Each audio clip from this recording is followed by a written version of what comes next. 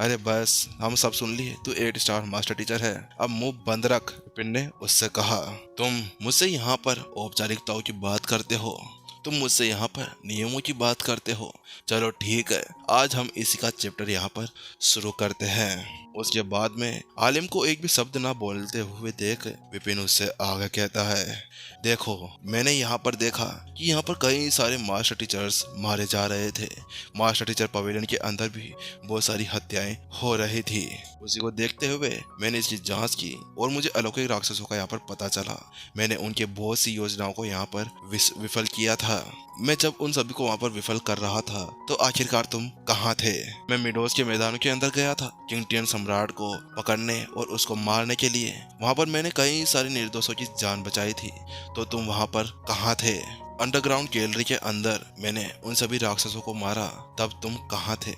मैंने सभी master teachers को यहाँ पर ज्ञान प्रदान किया, तो तब तुम कहाँ थे? और इसके अलावा एक अर्ध 8 स्टार मास्टर टीचर होने के बाद में यहाँ पर बिना ये सच्चाई का पता लगाए कि आखिरकार यहाँ पर ये सारी मौतें कैसे हुई थी, ना इनकी जांच करे बिना बस आप यहाँ पर निर्दोषों को ऐसे ही बिना किसी सबूत के कैसे फांसी दे सकते हैं? वो भी इसलिए कि आपके ऊपर इन सभी रईस बाप की औलादों ने आपके ऊपर दबाव डाला था। फिर भी आप यहाँ पर कह रहे हैं कि मैं यहाँ पर गलती करी है। बूम! और अगले ही पल एक और खतरनाक सोनिक बूम के साथ में सारी आवाजें अब पूरे एरिया के अंदर फैल जाती है, जो पूरे रोसा सिटी के अंदर सुनी जा रही थी। ऐसा लग रहा था किसी ने हाई वोल्टेज का स्पीकर वहां पर रख दिया हो, और इसके साथ में विपिन के बॉडी के अंदर से शुद्ध ओरा भी बाहर निकल रहा था, जो वहां पर सभी के मन को कपकपाने के लिए तैयार बैठा था। वहीं विपिन की वह सभी बातें सुनने के बाद में आलिम का चेहरा शर्म से लाल हो जाता है। ऐसा लग रहा था कि उस शर्म के मारे वह वहीं पर ही बम की तरह फट जाएगा। हालांकि वहां दूसरी तरफ विपिन का इरादा भी यहाँ पर रुकने का नहीं था। फिर से वह उसके ऊपर एक के बाद में एक इंजाम लगाना शुरू कर देता है। तुम्हें मैं बताता हूँ कि अलौकिक राक्षसों का जो कठपुतली है ना, वह कौन है? वह सुल्तान है। वही था जिसने अलौकिक राक्षसों का साथ दिया था, लेकिन फिर भी तुमने उसके ऊपर बिल्कुल भी जांच नहीं की। इसके अलावा रेयांस, जो इस पवेलियन का एक वाइस पवेलियन मास्टर था, उसने यहाँ पर उसका तो एक अलग ही सच है। वो तो यहाँ पर किंगटियन सम्राट का एक क्लोन था। तुम उस वक्त कहाँ पे थे? तुमने उसकी जांच क्यों नहीं की? और रही पवेलियन मास्टर चंद्रन की बात, वह अपनी सारी जिम्मेदारियों के मुकर रहे थे। उन्होंने अपने सारे काम सही से नहीं किए थे। उन्होंने रेयांस के सारे मामलों को यहाँ पर दबाने की कोशिश की थी, जिसकी वजह से रोसा सिटी का मास्टर टीचर पवेलियन दिन ब दिन नीचे गिरता गया। और इसका पता होने के बाद में भी आखिरकार तुमने इसकी जांच क्यों नहीं की? अब बताओ तुम कहाँ थे? क्या मैं तुम्हारे लिए इसका सभी का उत्तर बता दूं? इसलिए क्या? इसलिए क्योंकि तुम्हें इसके अंदर बिल्कुल भी मजा नहीं आता, या तुम बहुत ही ज्यादा लेजी हो गए थे? तुम ही थे जिसने अपने आप को बिगाड़ लिया, जानबूझकर अपने आप को इस तरह से प्रदर्शित किया जैसे कि तुम्हें तो किसी चीज के बारे में पता ही नहीं था। अपनी आंखों से देखे हुए के ऊपर भरोसा करने के बाद में तुमने यहाँ पर मेरे बटलर और इन सभी जहर मास्टर्स को यहाँ पर मारने की हिम्मत की। इस सबको देखकर ऐसा लगता है कि तुम यहाँ पर केवल अपनी औपचारिकताओं और अपने पास में जो शक्ति है उसका उपयोग कर रहे हो, जो तुम्हें मास्टर टीचर पवेलियन द्वारा दी गई थी। क्या तुम्हारे पास में वास्तव में 8 स्टार मास्टर टीचर होने के बाद में इस तरह का आचरण रहना सही था? वहीं फिर से आलिम अपना मुंह खोलने की कोशिश करता है, हालांकि वहां पर उसको मुंह खोलने दिया ही नहीं जाता। विपिन और आगे कहता है, तुम्हें पता है मास्टर शेख ने यहाँ पर मास्टर टीचर पवेलियन की स्थापना क्यों की थी? उन्होंने इसलिए किया था ताकि मानव जाति के अंदर सुख शांति रहे, उन्हें नई नई शिक्षाएं प्रदान की जाए, उन्हें नई नई साधना टेक्निक्स के बारे में और उनके लिए सभी समस्याओं को हल कर दिया जाए। इसी की वजह से तो आखिरकार उन्हें विश्व का एक टीचर कहा जाता है। ठीक है, उन सभी को साइड में रख दो। मैं तुमसे एक सवाल पूछ लेना चाहता हूँ। अर्ध 8 स्टार मास्टर टीचर होने के बाद में तुम्हें इतना तो पता ही होगा कि मेरा डाइट स्टूडेंट रोहन है। उसकी जो साधना लेवल है वह अभी तक भी संत लेवल तक भी नहीं पहुंची है। इसके अलावा जो सुल्तान था वह अभी हाफ संत स्टेज 5 के ऊपर पहुंच चुका था। और अगर वास्तव में यहाँ पर इतना होने के बाद में तुम ये बताओ कि आखिरकार मेरा वह स्टूडेंट उसको कैसे मार सकता था? हाँ ठीक है, यहाँ पर ये मान भी लिया जाए कि मेरे स्टूडेंट ने उसको यहाँ पर मार दिया है और वो इतनी आसानी से मर भी गया, तो उसके बाद में तुम ये बताओ कि क्या वास्तव में वो यहाँ पर रोसा साम्राज्य का एक सुल्तान बनने लायक था? और रही इन सभी जहर मास्टर्स की बात, आप ये सोच रहे हैं ना कि इन सभी ने यहाँ पर जहर देकर उसे मारा था, तो आप इसके अंदर गलत हैं।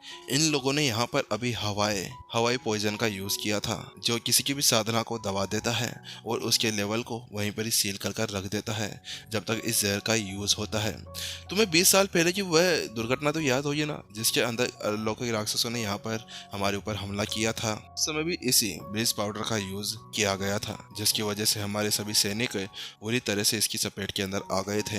हाँ, और इसके अलावा किंगटेन सम्राट कठपुतली थी, लेकिन इसको देखते हुए कैसे उसने वहाँ पर उसका मारक बना लिया था।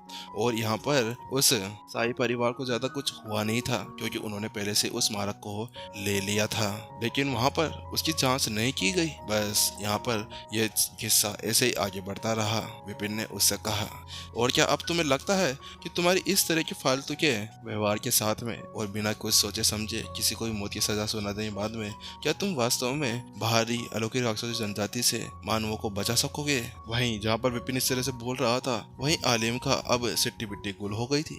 जो उसका गुस्सा अभी नाक पर चढ़कर बैठा था ना, वह धीरे धीरे उसकी बातें सुनकर पूरी तरह से गायब होने लगा था। वह पूरी तरह से अभी विपिन की उन बातों को सुनकर उसके दिल के अंदर दहशत फैल चुकी थी, जिसकी वजह से वो वहाँ पर ही कांपने सा लगा था।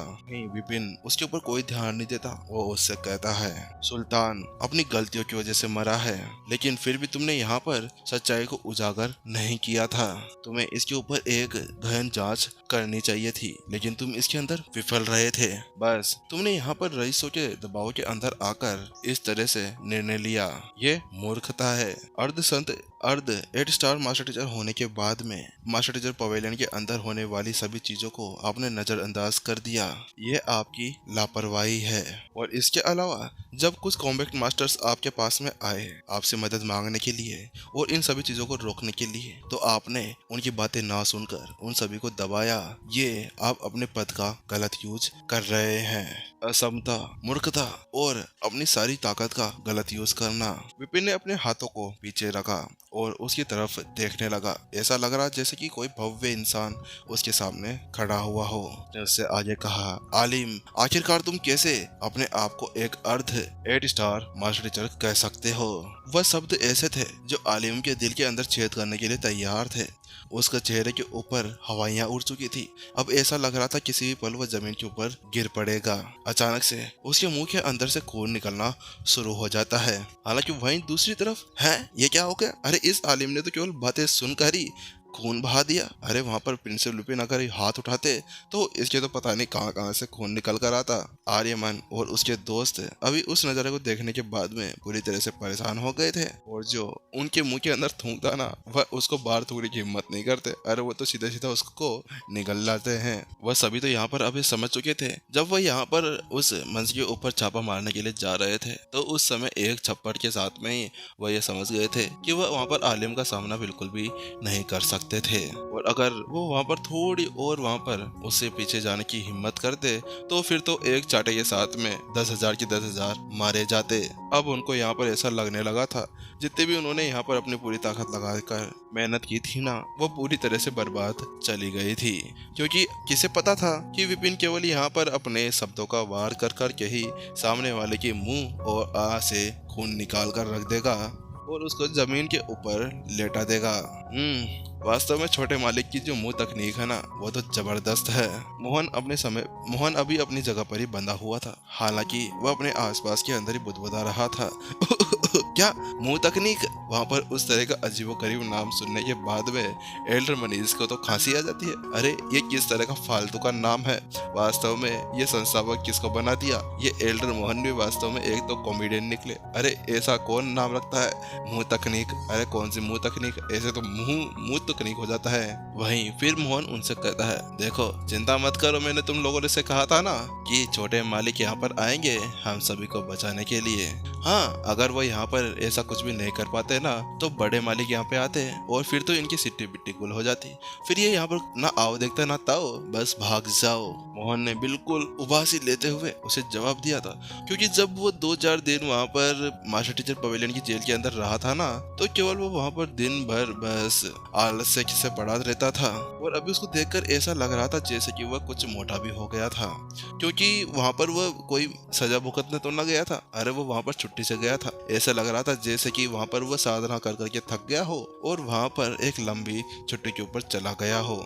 इसके अलावा मोहन वहाँ पर दबा कर खाता था, अरे वहाँ पर वह 2-4 जनों का खाना तो अकेले ही ठूंस जाता था। हाँ, ये हमारे एल्डर मोहन वास्तव में एक खतरनाक इंसान है यार। यहाँ पर इतनी बड़ी खतरा आ रखा है और ये अभी यहाँ पर उबासी लिए जा रहे हैं। कभी कभी तो मुझे भी शक होता है कि ये हमारे संस्थापक है या नहीं, क्योंकि उस समय जब मैं अपने संस्थापक से मिला था और वह जिस बॉडी के अंदर थे ना वह कोई ऐसा व्यक्ति नहीं था मोटा तोंदू। वो तो हमेशा से अपनी जगह पर बिल्कुल निडर खड़े रहते थे और जब भी कोई मुसीबत आती थी तो उस समय बिल्कुल चुपचाप रहते थे। उस समय तो वह चुपचाप ही नहीं करा करते थे, बस उस मुसीबत से बाहर निकलने के लिए अपना दिमाग लगाया करते थे। अब तो मुझे ऐसा लग रहा है कि ये मोटू मेरा संस्थापक नहीं हो सकता। जहाँ पर एल्डर मनीषी के बारे में सोच रहे थे वहीं दूसरी तरफ है सस्पेंस और थ्रिल के साथ में एपिसोड यहीं पर खत्म होते हुए। गाइस मुझे माफ करना, लेकिन बस आज के लिए इतना ही। मैं थक चुका हूँ। चलो टाटा बाय बाय, मिलते हैं, बाय बाय।